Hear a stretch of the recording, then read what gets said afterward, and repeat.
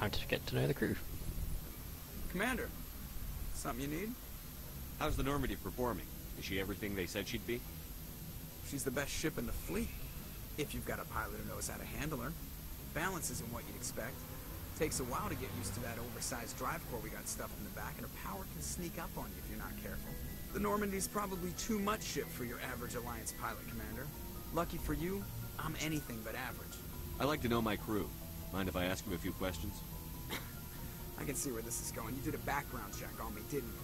Well, I'll tell you the same thing I told the captain. You want me as your pilot. I'm not good. I'm not even great. I am the best damn helmsman in the Alliance fleet. Top of my class in flight school, I earned that. All those commendations in my file, I earned every single one. Those weren't given to me as charity for my disease. What are you talking about? Are you sick?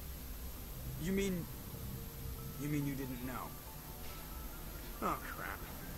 Okay, I've got Vrolik syndrome. Brittle bone disease. The bones in my legs never develop properly. They're basically hollow. Too much force and they'll shatter. Even with crutches and my leg braces, it's hard to get around. One wrong step and crack! It's very dramatic. But I've learned to manage my condition, Commander. Put the Normandy in my hands and I'll make her dance for you. Just don't ask me to get up and dance unless, you know, you like the sound of snapping shin bones. Why does everyone call you Joker? It's a lot shorter than saying Alliance Flight Lieutenant Jeff Moreau. Plus, I love to make little children laugh. You're dodging the question. Look, I didn't pick the name. One of the instructors in flight school used to bug me about never smiling. She started calling me Joker, and it stuck. Why didn't you ever smile? Hey, I worked my ass off in flight school, Commander. The world's not gonna hand you anything if you go around grinning like an idiot. By the end of the year, I was the best pilot in the academy. Even better than the instructors, and everybody knew it.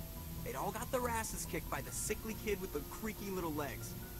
One guess who was smiling at graduation? I have to go. Alright, see ya.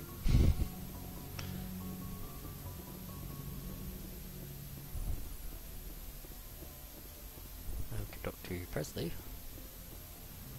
Let's move slightly. Then we can talk to Presley. No, we can't apparently. Nope, not interested.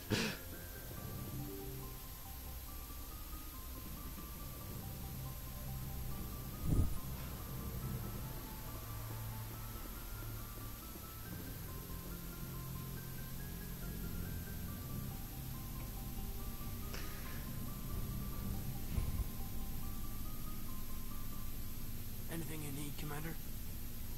Just trying to get a sense of where the crew's at. Thoughts? I've wasted enough of your time for now, Commander. We'll have time for personal debriefings later. What's your opinion on the last mission? I don't see how we could have done things any better. At least not without getting to Eden Prime sooner. We were on the scene faster than any other Alliance ship could. We'll talk another time, Lieutenant. Commander?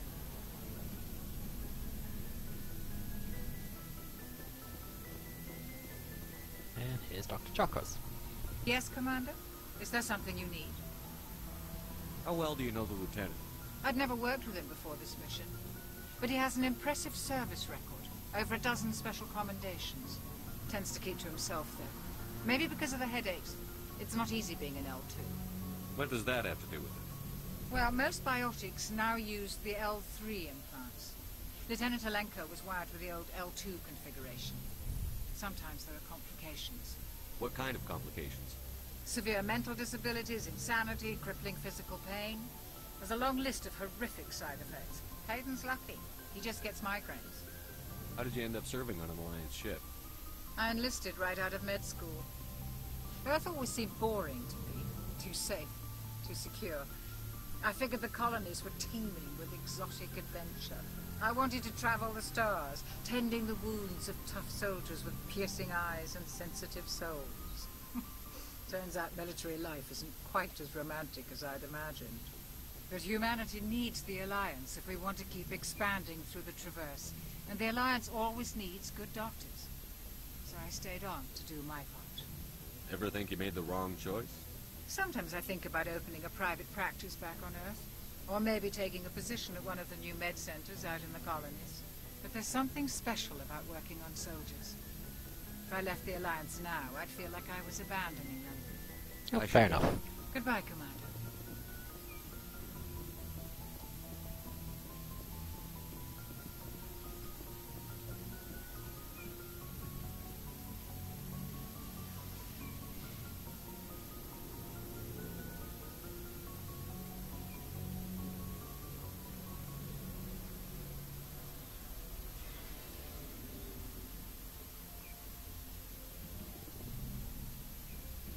To talk to the engineering guys. Girl, actually. Your ship's amazing, Shepard. I've never seen a drive core like this before.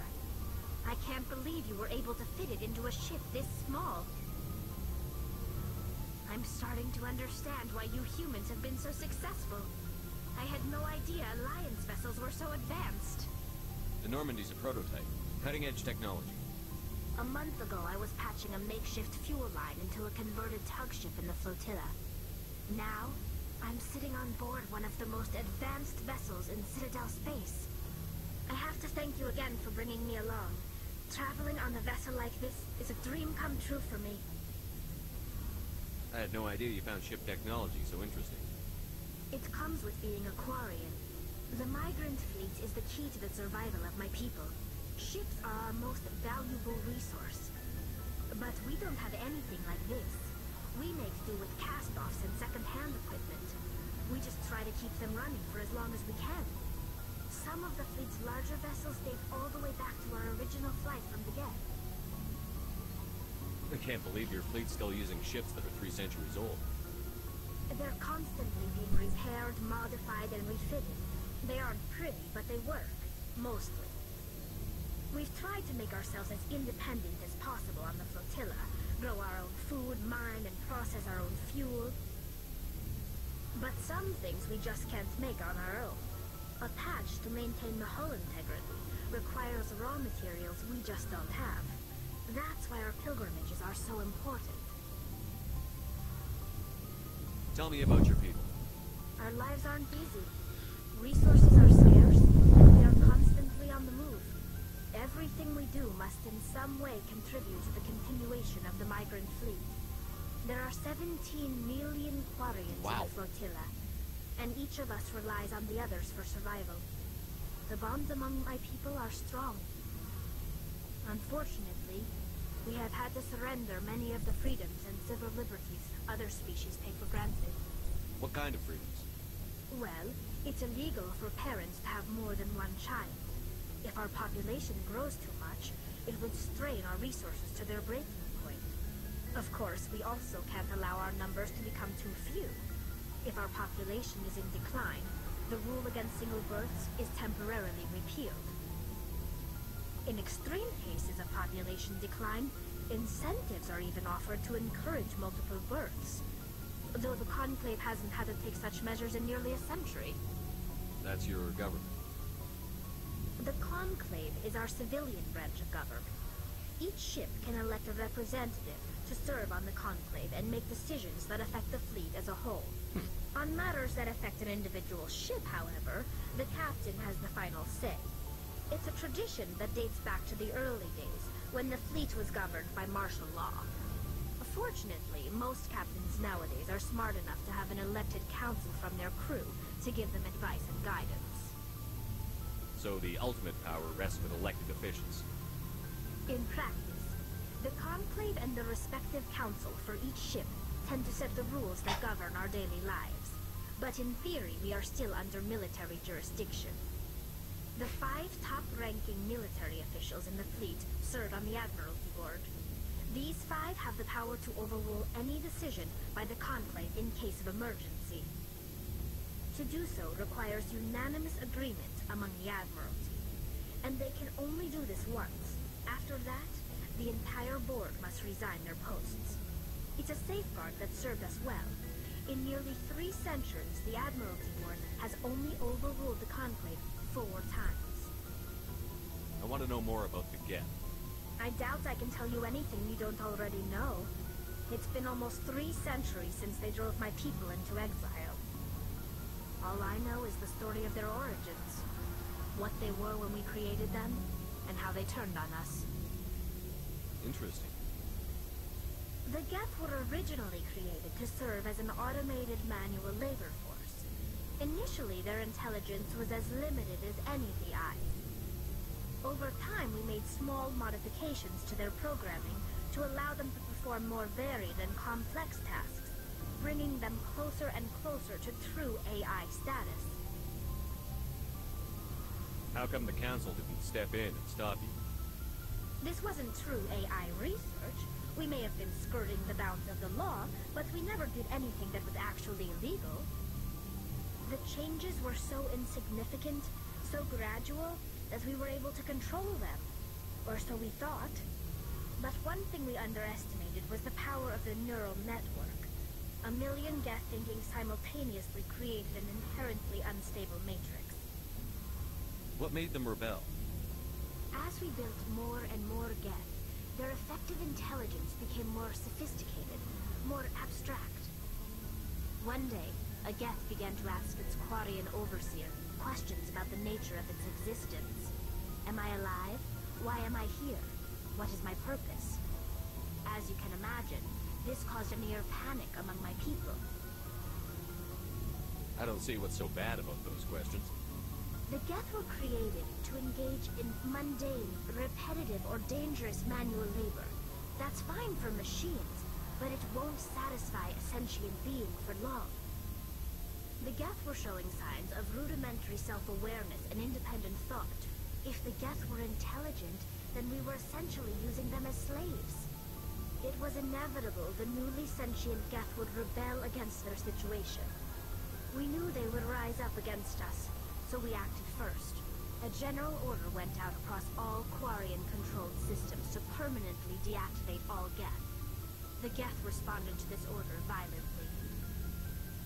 You didn't really think they'd just let you destroy them without a fight, did you? The hope was that most of the Geth would still be little more than machines, incapable of organized resistance. But they had progressed much further than anyone anticipated. The war was long and bloody. Millions upon millions of Quarians died at their hands. In the end, we were forced to flee our own homeworld. We feared the Geth would pursue us, but they never came beyond the Veil. Now we drift through space, exiled, searching for a way to reclaim what was once ours. It's hard to feel sorry for you. Your ancestors tried to wipe out another species. We made a mistake when we created the Geth in the first place, but we did not make a mistake when we went to war against them. If we had not acted, they would have wiped us out. They're a synthetic life form. They have no use for organics. None. Why do you think they cut themselves off from the rest of the galaxy? Why do you think they've killed every organic being who's ever tried to contact them? They didn't kill Saren. What does that tell you? The Geth are not innocent victims in all this. They are the enemy. They want to destroy us. Not just the Quarians. All organic life. That's why they've joined up with Saren. And that's why we have to stop him. I want to know more about the pilgrimage. When my people reach maturity, we leave our birth ships and seek acceptance with a new crew. It's necessary to maintain genetic diversity among the fleet. But no ship wants to accept someone who will be a burden on them. So, to prove our worth, we embark on a pilgrimage. We set out alone, leaving the flotilla and our families behind us. We only return once we have found something of value we can bring back to the fleet. This is presented as a gift to the captain of the respective ship we wish to join. If the gift is accepted, we are welcomed into the crew. Can a captain choose to reject the gift? That doesn't happen often. Most captains are eager to increase the size of their crew. It increases their own standing in our society. Even when a gift is not particularly valuable, the captain usually accepts it out of a sense of tradition. However, there is a stigma to presenting a substandard gift. It's not the best way to make a good impression on a new community. Most pilgrims don't return until they find something worthwhile. I want to talk about something else. Like what? I should go. See you later. Never got any Hey, atoms. Commander, you know that Quarian Tally? She's been spending all her time down here asking me about our engines. I'll tell her to leave you alone. What? No, she's amazing. I wish my guys were half as smart as she is. Give her a month on board and she'll know more about our engines than I do. She's got a real knack for technology, that one. I can see why you wanted her to come along. I figured she'd be a real asset to the team. You've got an eye for talent, Commander. But I'm guessing that's not why you came down here. Carry on, Adams. Aye, aye, Commander. Ah dear, oops, I was about to walk through a wall. Which, surprisingly, you can't actually do. Hello, Garrus. Thanks for bringing me on board, Commander. I knew working with a Spectre would be better than life at CSEC. Have you worked with a Spectre before? Well, no, but I know what they're like. Spectres make their own rules. You're free to handle things your way. At CSEC, you're buried by rules. The damn bureaucrats are always on your back. For the most part, the rules are there for a reason. Maybe. But sometimes it feels like the rules are only there to stop me from doing my work. If I'm trying to take down a suspect, it shouldn't matter how I do it, as long as I do it. But CSEC wants it done their way. Protocol and procedure come first. That's why I left. So you just quit because you didn't like the way they do things? There's more to it than that. It didn't start out bad, but as I rose in ranks, I got saddled with more and more red tape. CSEC's handling of Saren was tipping. I just couldn't take it anymore. I hate you. I hope you made the right choice. I'd hate for you to regret it later. Well, that's sort of why I teamed up with you. It's a chance for me to get off the Citadel, see how things are done outside CSEC. Either way, I plan to make the most of this. And without CSEC headquarters looking over my shoulder, well, maybe I can get the job done my way for a change. As long as you do your job well, you're free to go about your business as you see fit. Thank you, Commander.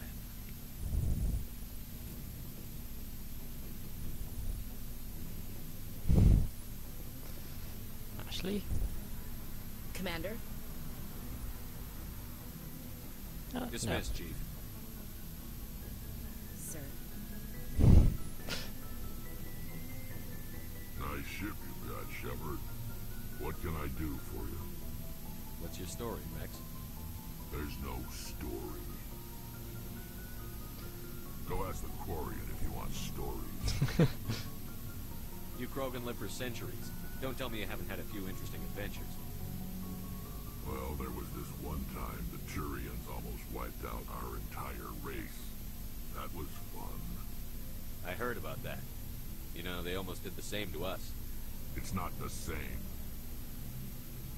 It seems pretty much the same to me. So your people were infected with a genetic mutation? An infection that makes only a few in 1,000 children survive birth? And I suppose it's destroying your entire species? I suppose it isn't all the same. I don't expect you to understand, but don't compare humanity's fate with the Krogan. I was just making conversation. I wasn't trying to upset you. Your ignorance doesn't upset me, Shepard. As for the Krogan, I gave up on them long ago. The genophage infected us, but it's not what's killing us. What can you tell me about the genophage? Ask the Solarians if you want details. They made it. All I know, it makes breeding nearly impossible. Thousands die in stillbirth, and most never get that far. Every Krogan is infected. Every one. And no one's rushing to find a cure. Why don't the Krogan try to find a cure? When was the last time you saw a Krogan scientist? You ask a Krogan, would he rather find a cure for the genophage or fight for credits? They'll choose fighting every time. It's just who we are, Shepard. I can't change that. Nobody can. Are your people really dying? We're sure not getting any stronger. We're too spread out. None of us are interested in staying in our own system. Lots of species have left their homes and prospered. But they go to colonize new worlds. We're not settlers. We're warriors. We want to fight. So we leave. Hire ourselves out. And most of us never go back. So long, Rex. Shepard. It's really hard.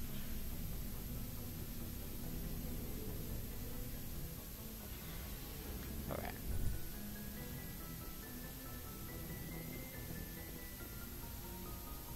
I think that was everyone. Yep.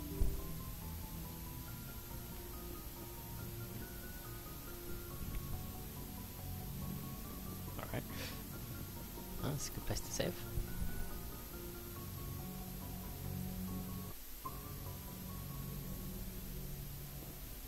And we'll continue later.